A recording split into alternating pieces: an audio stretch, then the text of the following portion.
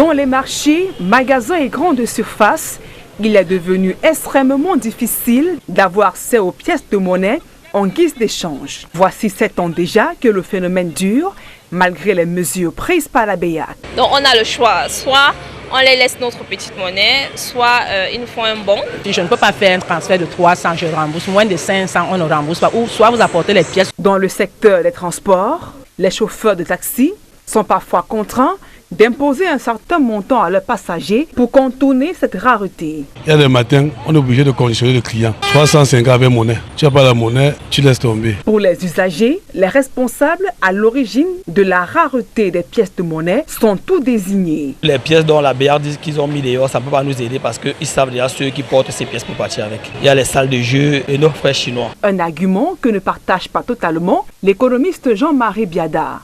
Pour lui, ce déficit est ailleurs. Donc cet étalement urbain fait que les distances deviennent de plus en plus longues et on ne peut plus facilement les faire simplement à coût de 100 francs ou 50 francs. On aura donc besoin forcément de beaucoup de pièces de monnaie pour pouvoir se déplacer.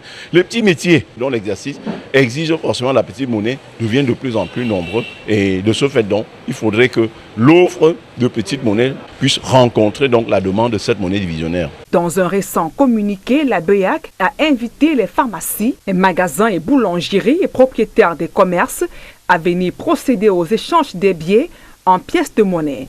Une solution qui, d'après l'économiste, ne réglera pas totalement le problème. Mon souhait, c'est que la Banque centrale donne suffisamment d'argent aux microfinances qui sont directement en contact avec les petits opérateurs. Et enfin, il faudrait que la Banque centrale également augmente la quantité qui est injectée dans le système parce qu'à mon sens, ce n'est pas énorme. La banque peut décider d'injecter 100 milliards de petites monnaies dans le système. Cette année, la BEAC avait annoncé la mise en circulation d'une nouvelle gamme de pièces de monnaie pour juguler la pénurie. En attendant, la question de la pièce de monnaie reste une équation à 1000 inconnus.